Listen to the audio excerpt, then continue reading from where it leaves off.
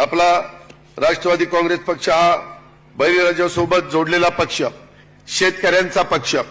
म्हणून खऱ्या अर्थाने तुमच्या माझ्या महाराष्ट्रामध्ये आपल्या पक्षाची ओळख, मग युवक असेल, महिला असेल,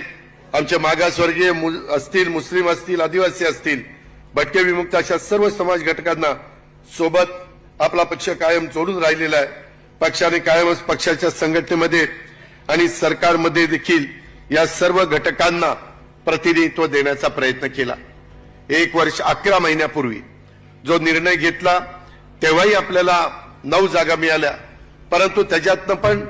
समाजातल्या जास्तीत जास्त घटकाला कसं प्रतिनिधित्व देता येईल, वेगवेगळ्या रिजनला कसं प्रतिनिधित्व देता येईल, याचबद्दलचा प्रयत्न राष्ट्रवादी काँग्रेस पक्षाने केला आणि आपल्याला मंत्रिमंडळामध्ये देखील याचं प्रतिबिंब आपल्याला पाहायला मिळाल्याशिवाय राहणार